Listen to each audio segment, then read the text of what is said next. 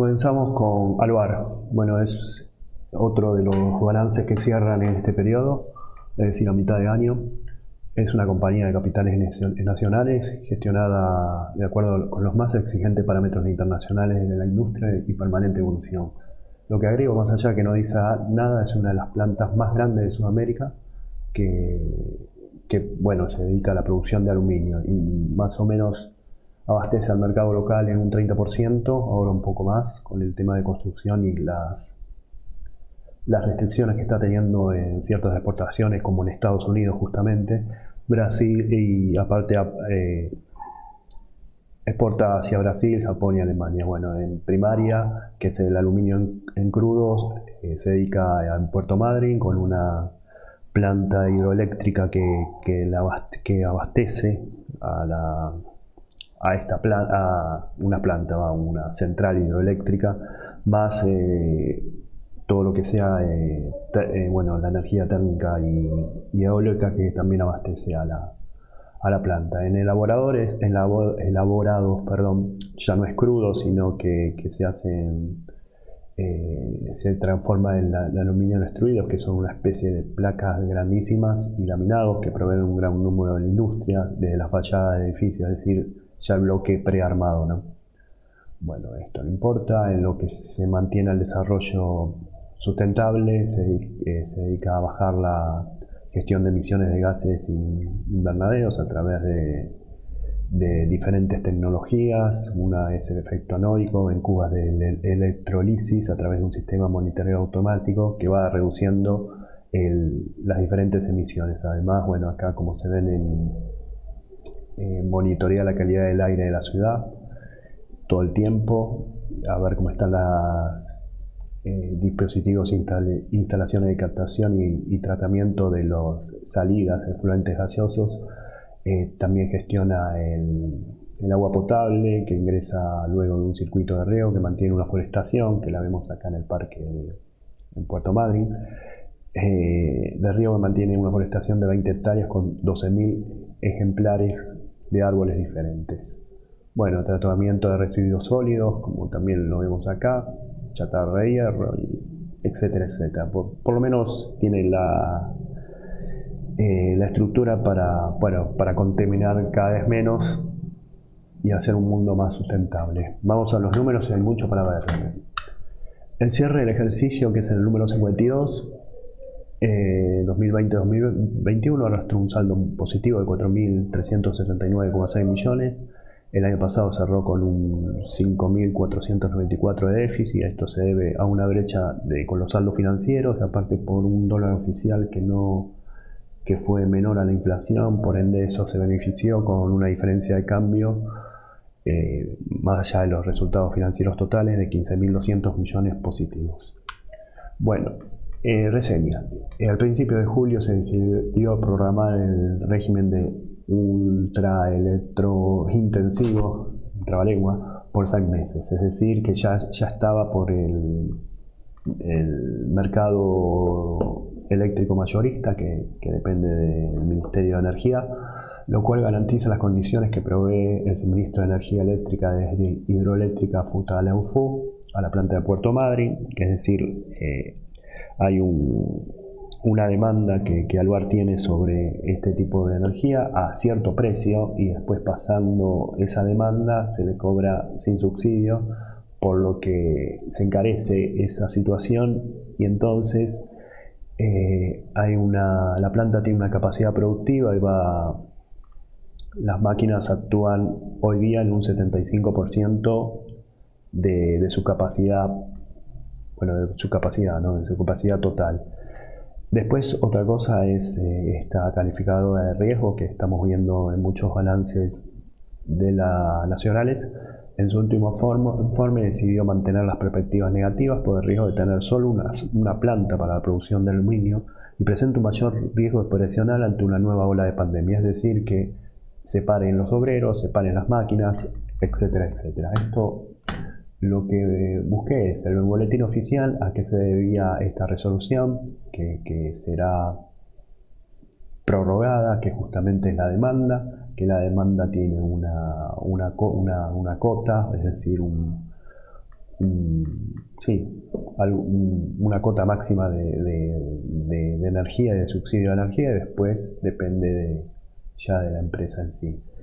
En cuanto a la calificación, acá hablan de esta calificación, que es una perspectiva negativa, dado que la compañía, pese al incremento de nivel de producción, opera al 75%, hasta el 75%, esto había sido al cierre de junio del 2021, bueno, sí, fue el 70%, dio 68 y pico la capacidad instalada, perdón, y que al tener una sola planta presenta un mayor riesgo operacional en una nueva ola de COVID-19. Hacia adelante, FIC espera una recuperación para los ejercicios siguientes en incrementar los niveles de producción, mientras tanto se incremente el nivel de capacidad de producción, ¿no? por lo mencionado anteriormente.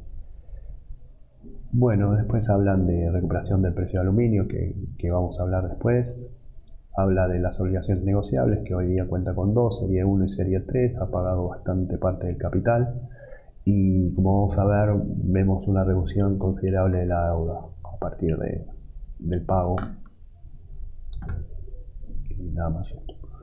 Bueno, ahora vamos a ver los ingresos, costos, después entramos al estado de resultados, ¿no?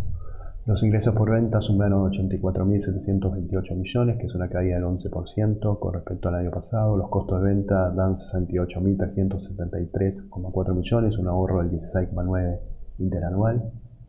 El margen de EBITDA dio más alto, ya que se debe todo lo operativo y los costos al decrementarse en menor velocidad que los ingresos, por eso el EBITDA da más de 7 puntos que el año pasado.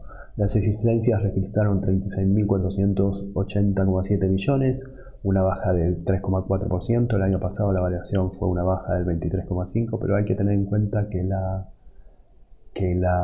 esto depende del precio de aluminio, por eso este valor es mayor que la variación del año pasado. El precio de aluminio es de 2.519 al 30 del 6 del 2021, y si lo comparamos al 30 del 6 del 2020, la tonelada aumentó un 56% en un año. El principal insumo, la alumínica, baja un promedio de 12%. La alumínica está a $300 la tonelada y el promedio es $340 la tonelada. Esto, lo de la tonelada, lo podemos ver acá gracias al informe de FIX, donde dice que la promedio es 340 y en mayo del 2021, más o menos junio o al fin del ejercicio, es 300 la tonelada, y hacia adelante se espera que se mantenga la relación de precios. De hecho, en las perspectivas mencionan la estabilidad de este insumo, y eso hace una brecha contra el precio de aluminio, el precio internacional de aluminio. Seguimos vamos a ver el flujo de resultados, donde se tiene, bueno, la baja de las ventas netas y el ahorro de los costos, donde hay una diferencia de 3.500 millones con respecto al resultado bruto, y entre la baja de los gastos de distribución y administración hay una diferencia en el resultado operativo, justamente que se correlata con el EBITDA de 4.500 millones de pesos arriba. Después, en cuanto al costo de ventas, tenemos que las existencias bajan un poco, más o menos se mantienen un 3%, y acá por tener, por primero despachar más de lo producido, han bajado mucho más, y además el precio del aluminio era muy menor, por eso hay diferencia con esto. Acá tal vez el ritmo del despacho fue lo mismo, pero al tener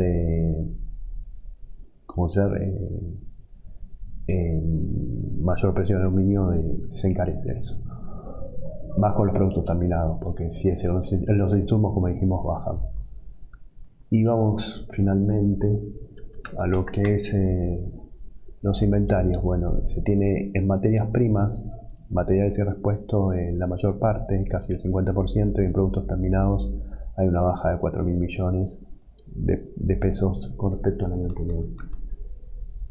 Y ahora vamos a lo lindo, ¿no? A cómo está el precio del aluminio. En junio, esto es la curva que dio, o sea, el máximo que tuvo en los últimos 5 años fue, y me arriesgo a decir en la vida, ¿no? Porque nunca estuvo tan caro el precio del aluminio, nunca llegó a ese valor, fue en 2018, en abril de 2018. En junio del 2020 estaba, no digo en el piso, pero llegaba a 1.718 dólares o 1.600 y pico, 1.600 y pico. Ahí está, el precio está acá. Después se llegó un pico y se sigue llegando a hoy día, y a junio del 2021, que es cuando cerró el ejercicio, difícilmente está a 2.560, algo así. Según el balance, ellos se basan en esta página LME, que no me acuerdo qué significaba las siglas, y la voy ¿cómo es? A London Metal Exchange, que es a donde se basan ellos. Acá el 30 estaba en 2.500 y pico contra 1.600, ponele. Pero, si bien sigue subiendo, lo que quiero destacar, a ver si lo tengo acá está. Bueno, acá está el resumen al 12 de septiembre. Se tiene que esto son los contratos a futuro, ¿no? Hoy cash se paga 2.900.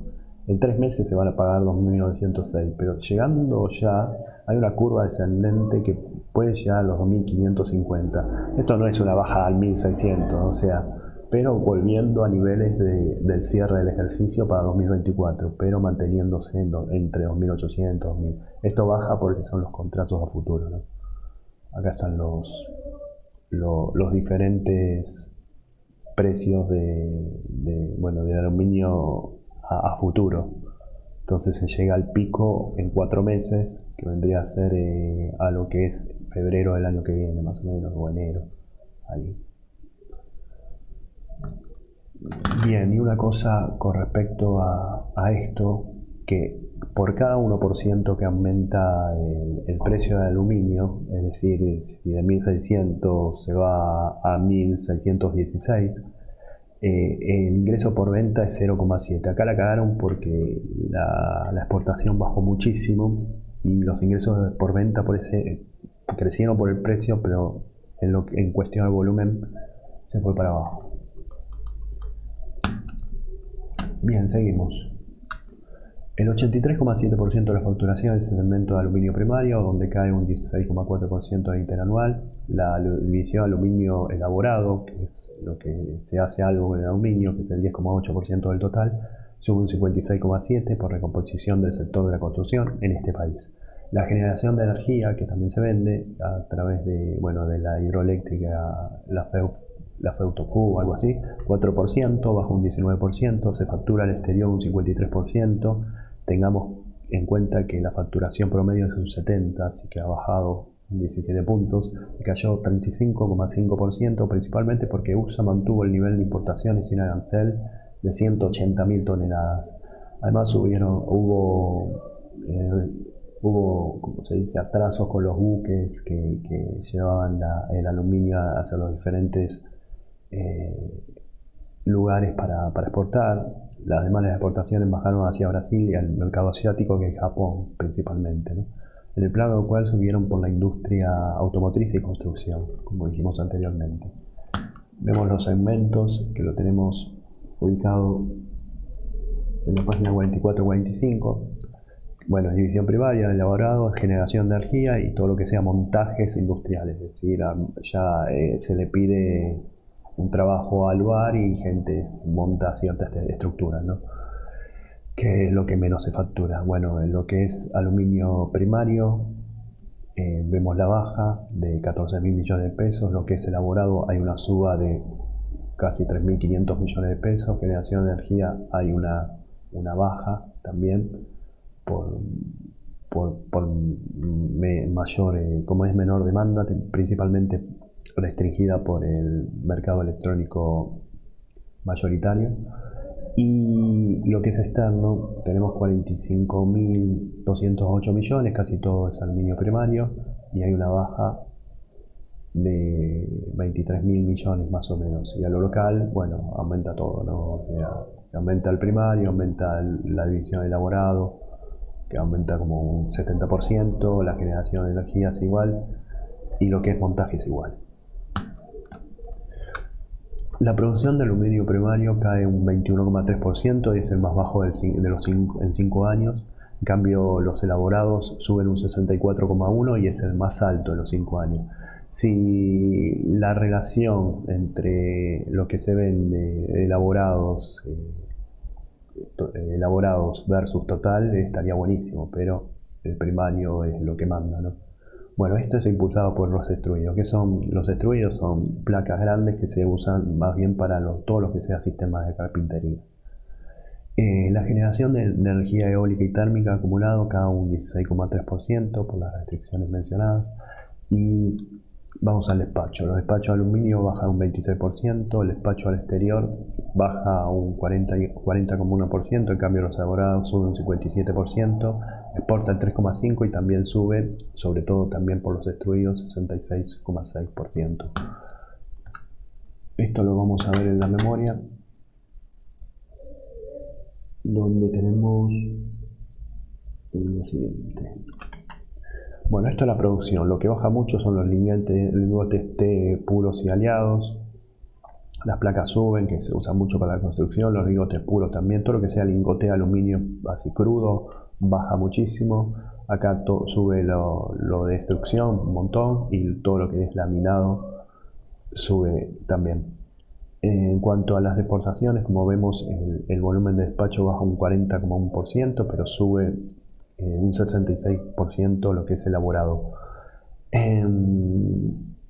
Acá como dijimos, de los extruidos, que sube casi el doble, de 4.726 toneladas a 8.215 en elaborados, y lo que es el volumen de producción es el mayor en los últimos 5 años. Desde el 2016 no se ha producido tanto en cuestión de elaborado. En cambio, del 2016 no se ha producido menos en los últimos 5 años, ¿no? Lo que por menor demanda por menor demanda puede ser del mercado externo, ¿no? Que es el 70% promedio de los exportados.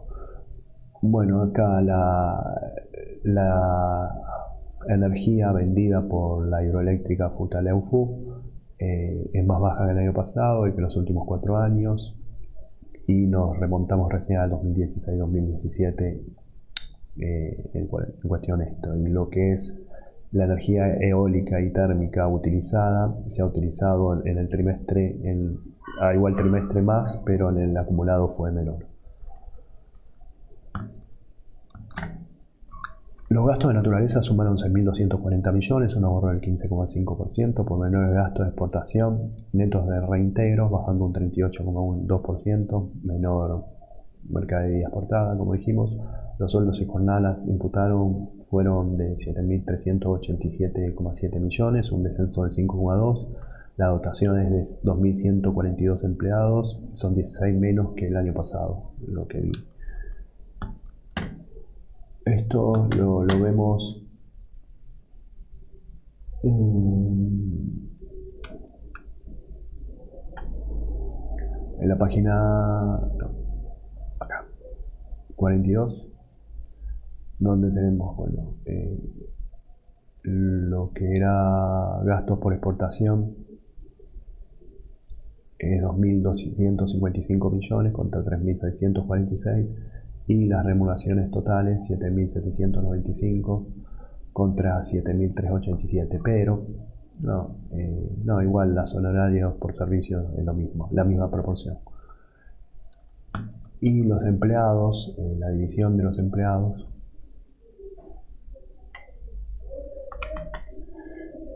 tenemos 248 en administración central, 1.439 donde la mayoría son jornalizados en aluminio primario, y está elaborados en la otra planta, en Avellaneda, 455 personas.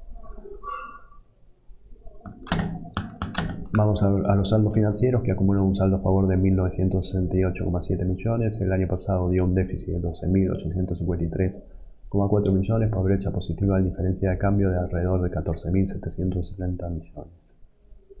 Los pasivos financieros suman 29.930,2 millones, que es una baja del 31% interanual por pago de obligaciones en este año. En tiempo y forma, el flujo de efectivo, encima el año pasado por descubiertos perdieron todo el flujo de efectivo, este año generaron 7.225 millones, que es un cuarto de la deuda más o menos, pero que es el doble de la deuda corriente, es decir, lo que se va a pagar a partir del ejercicio 21-22.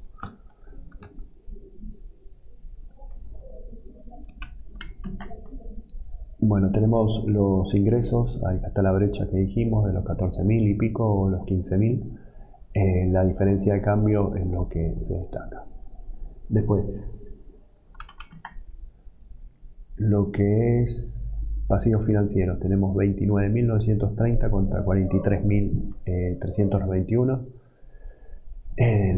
Habíamos hablado de lo corriente, que es todo esto, creo que más o menos se cubre, no es el doble, perdón, es un poco menos, pero puede cubrir lo corriente con el flujo que se tiene hoy día. El año pasado no se cubría y se tenía más de cubierto y era todo esto, era muchísimo más, pero se pagó todo. Y acá, 6.116 contra 7.000 y pico. Después, ¿qué más tenía para buscar? Bueno, este es el ratio de liquidez. El ratio de liquidez siempre estuvo alrededor de 3, hoy día se baja a la mitad. Aparte de los proyectos, se cumple con la obligación de mantener un radio de EBITDA de menor a 3,5 para proseguir con el proyecto de parque eólico ahí en Puerto Madryn. Y los vencimientos en pasivos financieros, el mayor vencimiento se tiene en junio del 2024 con 11.787,7 millones por obligaciones negociables, y esto es un tercio de la deuda más o menos. Lo que es en el año son alrededor de más o menos de 6.000 y pico, 7.000. Bien. Y algo más de esto. Bueno, lo que decía del flujo de efectivo, se tiene 7.225 de caja. El año pasado no se tenía nada y había una disminución. Acá esto compensaba, por eso esto figura en cero. Y la justificación está acá en el 2.13.1, donde hoy día se tiene que los equivalentes son 7.200 y pico. Hay un descubierto nada más de 27 millones, cuando antes se usó todo el descubierto bancario para poder pagar deuda y utilizarlo y deshacerse del flujo. Bueno, se mantiene la tendencia de suba del precio del aluminio, donde, como vimos, se llegó a $2.900 la tonelada. Se va a llegar según la página de London Metal Exchange, se llegó a 2.900, o sea, estamos ya con el primer trimestre con un precio de aluminio de $400 más.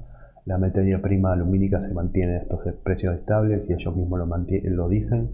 Esperan mejor volumen del despacho exterior por normalización de buques, o hay que ver si se sigue con la especulación de que está muy caro y no necesitamos tanto. Igualmente, el mayor exportador de aluminio está en China, que exporta, y hay un montón más. Argentina creo que está en número 15, más o menos. Eso se ve en un ranking de aluminio que lo vi, creo que lo traté en otro de estas presentaciones. Se trata con autoridades para el restablecimiento del régimen de usuario de ultraelectrointensivos para darle electricidad a la máquina, pero bueno, al tener menos demanda al exterior, parece que un 75% de la capacidad se conforman, pero se está acordando a ver qué se hace. La liquidez, como dijimos, del pago de la deuda sube de 1.89 a 3.78, es decir, el activo corriente le pasa el trapo al pasivo corriente. La solvencia es 0.79 a 1, El valor del libro es 18,2, la cotización es 65,1, la capitalización bursátil es 182.280, la ganancia por acción que acumuló fue 1,56 y el PER es alto, 21,73, o sea, si se compara con Ternium, uno va a preferir Ternium porque tiene los precios mucho más ajustados o los ratios mucho más ajustados, porque por ejemplo el ratio de Ternium está en 3 o 4, si sigue así, y esto tiene 10 veces más, por eso invertiría en Ternium. Chao.